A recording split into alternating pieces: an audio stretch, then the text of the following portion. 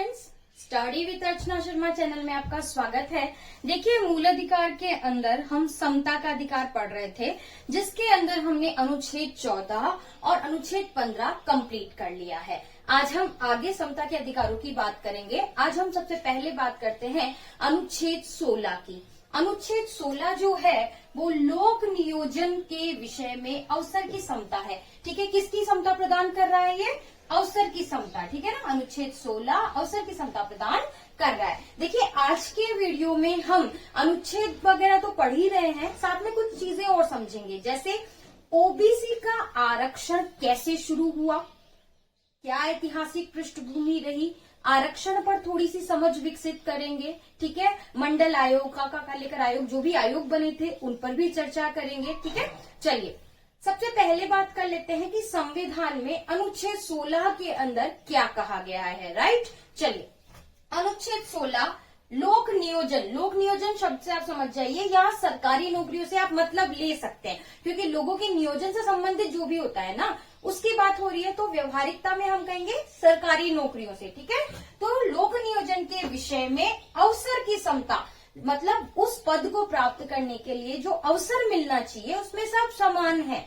उसकी समता सबको प्राप्त है, क्योंकि यहाँ समानता का अधिकार है। हम समता की बात कर रहे हैं। राइट, अब इसके अंदर 6 है, उन 6 भागों को पढ़ेंगे तो अनुच्छेद 16 बिल्कुल क्लियर हो जाएगा। चलिए बात करते हैं नंबर 1। देखिए नंबर 1 क्या कहता है? सभी नागरिकों को, अनुच्छेद 16 सिर्फ भारतीय नागरिकों को प्राप्त है। हमने पिछले पार्ट में बता दिया है, मूल अधिकार के पार्ट 1 में, कि कौन से अधिकार नागरिकों को प्राप्त है, कौन से सभी को प्राप्त है। ठीक है, तो आप वहां जाके ये क्लियर कर लीजिए। अनुच्छेद 16 की बात कर रहे हैं, अनुच्छेद 16 सिर्फ भारतीय नागरिकों को प्राप्त है। क्या कहा गया है नंबर 1 में? सभी नागरिकों को राज्य के अधीन। ठीक है, राज्य स्पष्ट कर चुके हैं हम, अनुच्छेद 12-13 क्लियर किया था, तो अनुच्छेद 12 में हमने क्लियर किया था कि फंडामेंटल राइट के टाइम पे राज्य कहीं भी शब्द आएगा तो इसकी क्या परिभाषा होगी। आप वो वीडियो देख लीजिए, पार्ट 1 में ही वो क्लियर किया गया है। ठीक है, तो सभी नागरिकों को राज्य के अधीन नियुक्ति एवं रोजगार में, नियुक्ति एवं रोजगार में अवसर की समता प्राप्त होगी। ठीक है, 1 और 2 को हम जोड़ के पढ़ेंगे। 1 में क्या कहा गया है कि सबको अवसर की समता प्राप्त होगी, और 2 में क्या कहा गया है, ये यहां से आएगा। ठीक है, यहां क्या आएगा?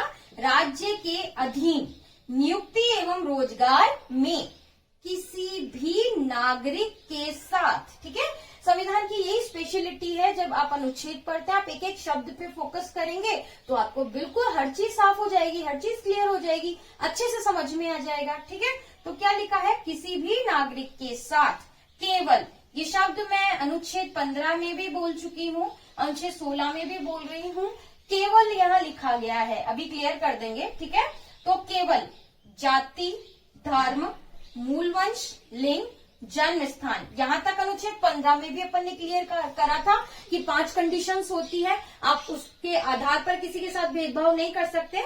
जाति, धर्म, मूल वंश, लिंग और जन्म स्थान।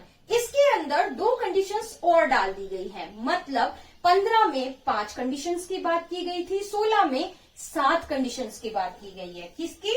उद्भव और निवास। ठीक है, के आधार पर किसी भी नागरिक के साथ भेदभाव नहीं किया जाएगा। लोक नियोजन के विषय में अवसर की समता प्रदान की जाएगी।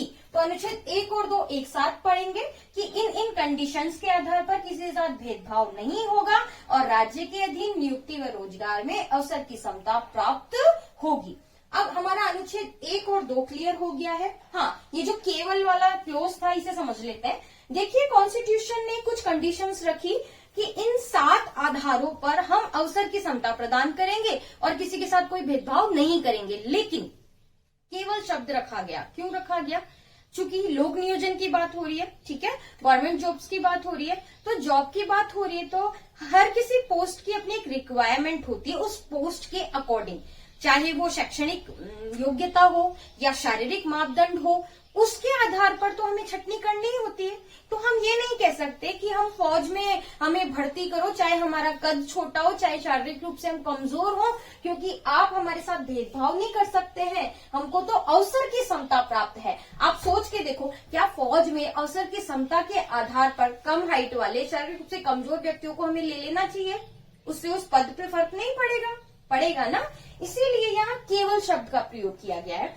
किसी के साथ जाति के आधार पर, धर्म के आधार पर, मूल वंश के आधार पर, लिंग, जन्म स्थान, उद्भव और निवास के आधार पर भेदभाव नहीं होगा। लेकिन केवल इन्हीं 7 शर्तों के आधार पर भेदभाव नहीं होगा।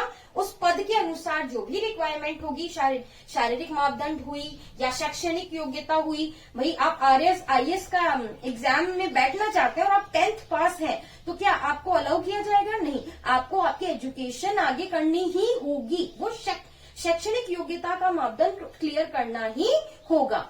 तो जब लोक नियोजन में अवसर की समता की बात होगी, इन 7 कंडीशंस पे किसी के साथ भेदभाव नहीं होगा और सभी नागरिकों को समान रूप से अवसर की समता प्राप्त होगी। क्लियर? अब हम थोड़ा सा डिफरेंट चलते हैं, चाहे इसका अपवाद मान लो। अनुच्छेद 16(3), ठीक है, इसमें क्या कहा गया है? निवास के संबंधी शर्त लागू कर सकती है। कौन कर सकती है?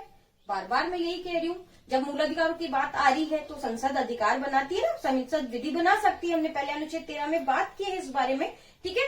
चलिए, 16(3) में कहा गया कि संसद विधि बनाकर लोक नियोजन के मामले में किसी राज्य या संघ राज्य क्षेत्र में निवास संबंधी शर्त लागू कर सकती है। किसी स्पेशल जगह पर, ठीक है, वहां के निवासियों के लिए ही काम करना है, वहां की कुछ स्पेशल कंडीशंस हैं, तो संसद विधि बनाकर वहां पर निवास संबंधी शर्त लोक नियोजन के विषय में लागू कर सकती है। क्लियर? होता है ना, जैसे जनजातीय क्षेत्र की बात हो गई, या हम पूर्वोत्तर राज्यों में चले जाएं, वहां कई पिछड़े इलाके हैं, वहां पर स्थानीय लोग ही वर्क कर पाते हैं, ठीक है, कई कंडीशंस होती है। तो ऐसी कंडीशन में स्थानीय निवास की शर्त भी लागू की जा सकती है, और ये कौन कर सकता है? संसद विधि बनाकर, ठीक है। चलिए, अब 3 हो चुका है, जो 4 है 16(4), उसे हम अलग से समझेंगे क्योंकि वो आरक्षण का आधार है, नौकरियों में आरक्षण का आधार है, ठीक है। हम पहले 5 को क्लियर कर लेते हैं, छोटा सा है, हो जाएगा। 16(5) क्या कहता है? धार्मिक संस्थाओं के द्वारा। 16(5) के अनुसार किसी भी धार्मिक संस्था के द्वारा अपने संस्थान में नियुक्ति में अपने धर्म से संबंधित जो भी छूट है, लोगों को प्राथमिकता दी जा सकती है। जैसे पुजारी की पोस्ट है, ठीक है, तो उसमें प्राथमिकता होती है, या मस्जिद में कोई पोस्ट हुई, या किसी भी धार्मिक संस्थान में धर्म से जुड़े लोगों को प्राथमिकता दी जा सकती है। वो उस पोस्ट की रिक्वायरमेंट के कारण छूट मिली है, ठीक है ना। चलिए, अब 5 क्लियर हो गया है। अब हम बात करेंगे 16(4) की। 16(4) जो है वो नौकरियों में आरक्षण का आधार प्रदान करता है, ठीक है। कहीं भी अगर ये चीज आ जाती है कि जो वैकेंसीज आती है इसमें आरक्षण दिया जाता है, संविधान में कहा है इसका आधार, तो वो आधार है 16(4). 16(4) में कहा गया कि नागरिक, ठीक है, सामाजिक या आर्थिक किसी भी तरह से पिछड़े हुए हैं, ठीक है, तो राज्य के अंतर्गत नियुक्ति और रोजगार में आरक्षण प्रदान किया जाएगा। 16(4) में क्लियर लिखा है ना। देखो, एससी और एसटी का रिजर्वेशन तो पहले से ही संविधान में था। अभी हम 16(4) में ओबीसी रिजर्वेशन को समझेंगे, है ना। पहले कॉन्स्टिट्यूशन में जो लैंग्वेज है वो क्लियर कर लेते हैं। कॉन्स्टिट्यूशन में यही कहा गया कि सामाजिक आर्थिक रूप से कोई पिछड़े हैं तो उनको राज्य के अंतर्गत नियुक्ति और रोजगार में, ठीक है, आरक्षण प्रदान किया जाएगा। इसके साथ एक कंडीशन लगा दी गई। क्या कंडीशन लगा दी गई? इन वर्गों का प्रतिनिधित्व सेवाओं में अपर्याप्त होने पर, मतलब उस राज्य क्षेत्र में जनसंख्या के प्रतिशत के आधार पर ये क्लियर किया जाएगा कि उस राज्य क्षेत्र की जो जनसंख्या है उसके आधार पर वहां की सेवाओं में उस वर्ग का प्रतिनिधित्व अपर्याप्त है, ठीक है, तो उस आधार पर वहां उनको आरक्षण दिया जा सकता है। अलग अलग स्टेट में अलग अलग व्यवस्था है इसके बारे में। चलिए, अब ये 16(4) ये हमने क्लियर किया। अब हम इसके जो अंदर पढ़ेंगे 16(4)A और B, उससे पहले हम थोड़ी सी रिजर्वेशन की हिस्ट्री जान लेते हैं। देखिए, एससी एसटी पहले से आरक्षित वर्ग है, ओबीसी के ऊपर ये सारा मसला चला था। अन्य पिछड़ा वर्ग, ठीक है, OBC, अदर बैकवर्ड क्लास, अन्य पिछड़ा वर्ग। दरअसल हुआ क्या कि इसका आधार संविधान का अनुच्छेद 340 है। अनुच्छेद 340 में ये कहा गया कि राष्ट्रपति के द्वारा सामाजिक और शैक्षणिक रूप से पिछड़े वर्ग, ठीक है ना, और उनकी पहचान के लिए आयोग स्थापित किया जा सकता है। तो जो भी आयोग बने उनका आधार क्या है, अनुच्छेद 340। देखिए जो भी हम बातें करेंगे ये कंपटीशन में कैसे कैसे क्वेश्चंस बनते हैं उनके आधार पर ही बात कर रहे हैं, ठीक है। तो इन आयोगों के आधार क्या हो गया, अनुच्छेद 340। इस आधार पे सबसे पहला प्रथम पिछड़ा वर्ग आयोग का गठन किया गया 1953 में, जिसने रिपोर्ट दी 1957 में। ये आयोग कौन सा था, काका कालेकर आयोग, ठीक है। इनका क्या काम था कि पिछड़ा वर्ग की पहचान करनी है। इन्होंने जो सुझाव दिए नेहरू गवर्नमेंट ने उसे अस्वीकार कर दिया, मतलब अप्लाई नहीं किया। तो ये हो गया प्रथम पिछड़ा वर्ग आयोग।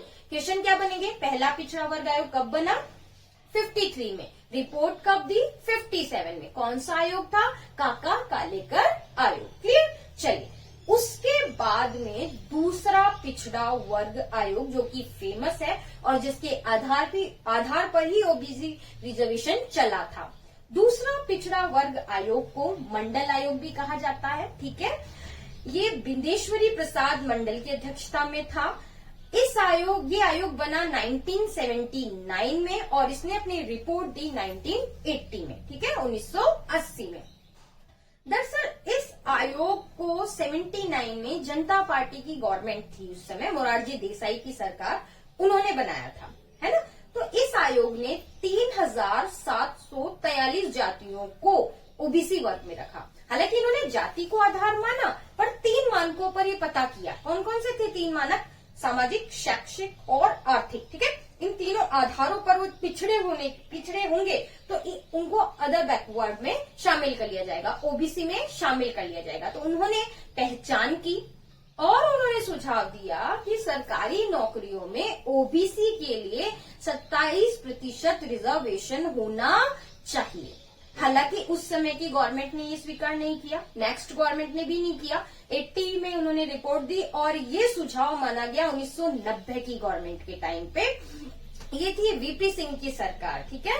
1990 में उन्होंने मंडल आयोग का ये जो सुझाव था कि 27% आरक्षण देना चाहिए ओबीसी को, वो मान लिया गया। हालांकि सच कहा जाए तो ये वोट पॉलिटिक्स जिसे कहते हैं ना, वोट बैंक के हिसाब से काम किया गया था। इलेक्शन होने ही वाले थे और जस्ट उससे पहले ये लागू कर दिया गया, ठीक है। तो 1990 में मंडल आयोग की सिफारिश के अनुसार ओबीसी को 27% आरक्षण दे दिया गया। ये हिस्ट्री हम पढ़ रहे हैं और कॉन्स्टिट्यूशन में क्या चेंजेस आए वो हम पढ़ लेंगे। ST/SC पहले से था, ओबीसी कैसे हुआ वो हम जान रहे हैं। तो 1990 में ओबीसी को भी आरक्षण मिल गया। आगे चल के वीपी सिंह की सरकार थी, PV नरसिंह राव, उनकी गवर्नमेंट थी। उन्होंने 1991 में ओबीसी को क्रीमिलियर, नॉन क्रीमिलियर में पहचान की और एक ईबीसी करके कुछ आरक्षण दिया गया 10%, ठीक है ना, जो अभी EWS है, कुछ ऐसा ही था। तो इन सब पर ये तो जो हुआ कि कब किस गवर्नमेंट ने क्या आयोग बनाया, क्या सुझाव हुए और कब माना गया, ये हुआ। अब हम देखते हैं कि न्यायालय का इसमें क्या एक्शन रहा। देखिए जब मंडल 1992 की बात है, ये इंदिरा सहानी बनाम भारत संघ एक वाद आया था। इसको मंडल केस भी कहा जाता है ना, क्योंकि ये जो मंडल आयोग की जो थी ना सिफारिशें, उन्हीं को एक तरह से चुनौती दी गई। 1990 में जो लागू हुआ, 91 में जो बात हुई, उन सबको चुनौती इसमें दी गई। उसके अंदर सुप्रीम कोर्ट ने जो डिसीजन दिया, ठीक है ना, वो समझना हमारे लिए बहुत जरूरी है। उस पर बहुत सारे क्वेश्चंस बनते हैं। सो इंदिरा सहानी बनाम भारत संघ वाद में क्या डिसीजन आया। फर्स्ट, आरक्षण की अधिकतम सीमा 50% से अधिक नहीं होगी। क्यों? क्योंकि SC/ST पहले से आरक्षित था, उसके बाद ओबीसी का रिजर्वेशन बढ़ गया, उसके बाद फिर EBS का आरक्षण बढ़ गया। तो सुप्रीम कोर्ट ने कहा कि 50% से ऊपर आप आरक्षण नहीं कर सकते हो। हालांकि इसका भी अपवाद है तमिलनाडु में। तमिलनाडु में क्या था कि 69% आरक्षण किया गया, है ना। और ये था 76वें संविधान संशोधन के द्वारा इस आरक्षण को 9वीं अनुसूची में डाल दिया गया। क्यों? क्योंकि 9वीं अनुसूची में डालते ये वैध हो गया और कोर्ट इसको चुनौती नहीं दे सकता। तो वहां 69% जो है वो अमान्य करार नहीं दिया गया, वो चल रहा है। हालांकि सुप्रीम कोर्ट ने कहा कि 50% से ज्यादा नहीं दे सकते, तो ये एक अपवाद हो गया 76वां संविधान संशोधन। ठीक है, तमिलनाडु का 69% रिजर्वेशन जो कि 9वीं अनुसूची के अनुसार वैध कर दिया गया। तो पहला तो 50% से ज्यादा आरक्षण नहीं होगा सुप्रीम कोर्ट के डिसीजन के अनुसार। सेकंड, सुप्रीम कोर्ट ने कहा कि पदोन्नति में आरक्षण नहीं होगा। इसको अभी हम जब 16(4) पढ़ेंगे तो और क्लियर कर लेंगे कि इस डिसीजन के बाद भी कैसे संविधान संशोधन होके क्या क्या लागू हुआ। उसके बाद बात की गई कि क्रीमी लेयर की पहचान की जाए। ये क्रीमी लेयर वर्ड क्या है? देखिए, क्रीमी लेयर शाब्दिक अर्थ में जाए तो क्रीम और लेयर मलाईदार परत, क्रीम हो गई उसकी लेयर। होता क्या है कि सच में जिन लोगों को इस रिजर्वेशन की जरूरत है, रिजर्वेशन का आधार क्या है? एक सिंपल सी लैंग्वेज में अगर हम समझें तो देखिए, इस तरह से इसको मान सकते हैं कि जब हम सब एक साथ थे, सब हम समान थे, ठीक है ना, समान थे। उसके बाद ऐसी जाति या किसी तरह के क्या बोलते हैं उसको, प्रताड़ना या वो गलत थियरी पहले नहीं थी पुराने जमाने में। धीरे धीरे इसने जड़ें पकड़ी है। जब हम गांधी जी, अंबेडकर और ज्योतिबा फूले को पढ़ेंगे तो ये चीज बहुत क्लियर करेंगे। अभी सिर्फ हम ये समझ लेते हैं कि समाज के कुछ वर्ग जो थे वो आगे बढ़ गए, ठीक है, काफी आगे बढ़ गए, और कुछ वर्ग ऐसे थे जो अपनी सामाजिक, आर्थिक और शैक्षणिक जो पिछड़ापन था उनके कारण आगे नहीं बढ़ पाए। ठीक है, अभी डेमोक्रेसी में क्या होगा कि सबको समानता दे दी गई, सब बढ़ो, किसी को नहीं रोका जाएगा। तो क्या होगा, बड़े हुए और आगे बढ़ जाएंगे और पिछड़े हुए बढ़ना कोशिश करेंगे, पर क्या इक्वलिटी आ पाएगी? जो हमारा उद्देश्य है समानता स्थापित करना, विषमता दूर करना, नहीं हो पाएगा ना। इसलिए क्या किया गया कि इन्हें कहा गया कि आप अपनी योग्यता के अनुसार बढ़ते रहिए, आपको नहीं रोका जाएगा, लेकिन ये जो कमजोर वर्ग है इन्हें हम कुछ समय के लिए कुछ सुविधाएं देंगे ताकि ये आकर समानता के आधार पर बढ़ोतरी कर सके। ठीक है, ये है रिजर्वेशन का आधार, या सिंपल लैंग्वेज में कहें तो ऐसे कह सकते हैं, एक माँ के 3 बच्चे मान सकते हैं, ये कह सकते हैं एक माँ के 3 बच्चे, ठीक है। एक बहुत ताकतवर हष्ट पुष्ट बच्चा है ना, और एक है उसमें विकलांगता है हल्की फुल्की, और एक है जो पूरी तरह से शारीरिक रूप से कमजोर और कुपोषित है ना। तो माँ क्या करेगी, जो हष्ट पुष्ट है उसे उसके हिस्से का लाड़ प्यार दुलार तो मिलेगा, है ना, पर एक्स्ट्रा केयर मिलेगी उन दोनों को।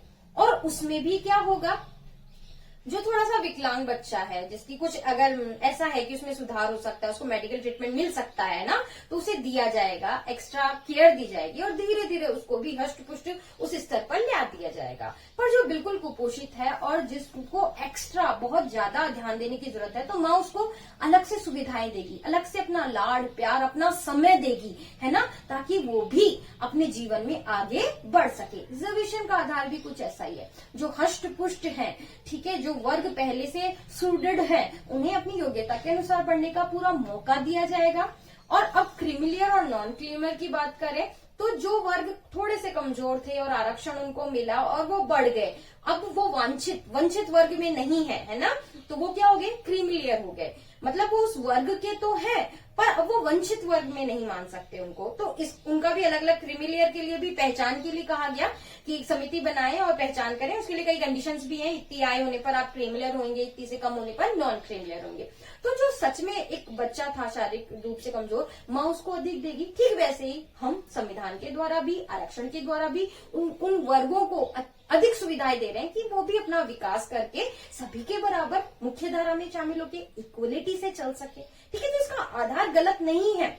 हाँ, हालांकि जिन्हें जरूरत नहीं है वो फायदा उठा रहे हैं, और जो सच में जरूरतमंद है वहां तक ये सुविधाएं पहुंचनी चाहिए, जो मुख्य उद्देश्य है वो पूरा होना चाहिए। चलिए, ये तो कुछ पर्सनल बात पे भी चले गए, दृष्टिकोण की बात आ गई आपके और मेरे। अपन वापस आते हैं सुप्रीम कोर्ट के डिसीजन पे। सो देखिए, पहला क्या था सुप्रीम कोर्ट का डिसीजन कि 50% से ज्यादा आरक्षण नहीं होगा। सेकंड क्या था, पदोन्नति में आरक्षण नहीं होगा। थर्ड था, क्रीमी लेयर की पहचान की जाएगी। इसके लिए एक आयोग भी गठित हुआ था, रामानंद समिति। ठीक है, चौथा सुप्रीम कोर्ट ने कहा कैरी फॉरवर्ड का नियम स्वीकार किया जाएगा। कैरी फॉरवर्ड क्या है? अग्रगण्य नियम। ये बैकलॉग की बात है कि जिस वर्ष वैकेंसी आती है और रिजर्वेशन की सीट्स फुल नहीं होती है तो अगली विज्ञप्ति में उन सीटों को जोड़ दिया जाता है। ठीक है, तो ये नियम फॉलो होगा। ठीक है, चलिए, इस तरह से सुप्रीम कोर्ट का डिसीजन आया। उसके बाद में 2 संशोधन जोड़े गए। कौन कौन से? 16(4) हमने पढ़ा कि किसी भी वर्ग को जो कि सामाजिक आर्थिक रूप से पिछड़ा है उसको आरक्षण दिया जाएगा, जनसंख्या के अपर्याप्त होगा ना, सेवाओं में जिसका प्रतिशत अपर्याप्त होगा उनको। ठीक है, ओबीसी की बात हो रही है। चलिए 16(4) की बात करते हैं। 16(4)A जो है वो जोड़ा गया। क्या था? 77वां संविधान संशोधन। प्रश्न बन जाते हैं, याद कीजिएगा, 1995 में 77वां संविधान संशोधन 1995 में। इसमें क्या था? इसमें था कि एससी और एसटी को पदोन्नति में आरक्षण होगा। सहानीवाद की वजह से ओबीसी को तो नहीं कहा गया, पर 16(4) में क्या कहा गया कि एससी और एसटी को पदोन्नति में भी आरक्षण होगा। नेक्स्ट है 4B। ठीक है, 81वां संविधान संशोधन 2000। इसमें क्या कहा गया?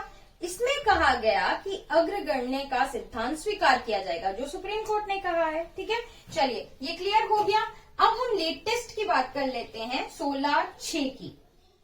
ये बात करता है ईडब्ल्यूएस की। अपन ने अनुच्छेद 15 लास्ट वीडियो में पढ़ा था, तब भी क्लियर किया था, इकोनॉमिक वीकर सेक्शन। ठीक है, इसमें संशोधन कब हुआ? 103वां संविधान संशोधन 2019। और इसमें ये कहा गया कि जो भी आर्थिक रूप से, सामाजिक रूप से कमजोर हैं, ठीक है, जो एससी, एसटी, ओबीसी को छोड़कर अन्य वर्ग, उनको भी आरक्षण दिया जाएगा, पर ये आरक्षण की सीमा 10% से अधिक नहीं होनी चाहिए। तो इस तरह से अनुच्छेद 16 हमारा कंप्लीट हुआ। ठीक है, अब हम बात करते हैं अनुच्छेद 17 की। देखिए, समता के अधिकार 14 से लेके 18 तक था। 16 तक हमने अभी क्लियर कर लिया है पिछले वीडियो से लेके अब तक। अब 17 और 18 को क्लियर कर लेते हैं। अनुच्छेद 17 की बात करते हैं। अनुच्छेद 17 को अस्पृश्यता का अंत, मतलब छुआछूत का अंत का है, सामाजिक समानता देने की बात यहाँ की गई है। इसमें क्या होता है कि संविधान में कुछ चीजें हैं, पहले वो क्लियर कर लेते हैं। कॉन्स्टिट्यूशन की जो कहा गया है उसको क्लियर कर लेते हैं। उसमें कहा गया है अस्पृश्यता का अंत। अस्पृश्यता इन्वर्टेड कोमा में कही गई है। ठीक है, अंत, उसका किसी भी रूप में आचरण निषिद्ध, मतलब आप इस तरह का व्यवहार नहीं कर सकते हो। अस्पृश्यता से उपजी किसी निर्योग्यता को, मतलब इस चीज से आप किसी के साथ भेदभाव नहीं कर सकते, इस चीज से किसी में कोई निर्योग्यता उपजी है उसको लागू नहीं कर सकते कि आप इस तरह के हो इसलिए आप ये काम नहीं करोगे। नहीं, आप इसको लागू नहीं कर सकते हो। अगर ऐसा होता है तो विधि के अनुसार दंडनीय होगा। तो चीज, पहले तो आचरण ही निषिद्ध कर दिया, सेकंड, अगर आप ऐसा करते हैं तो आपकी दंडनीय कार्यवाही होगी। अब ये कार्यवाही कैसे होगी? इसके लिए कानून बनाना होगा। ठीक है ना, तो अनुच्छेद 17 में कहा गया कि दंडनीय कार्यवाही होगी। और मूल अधिकारों के बारे में जब भी कोई दंडनीय कार्यवाही या कानून बनाना होता है तो हम 35 का इस्तेमाल करते हैं। ये रहा अनुच्छेद 35 क। 17 और 35 क। 35 क क्या करता है?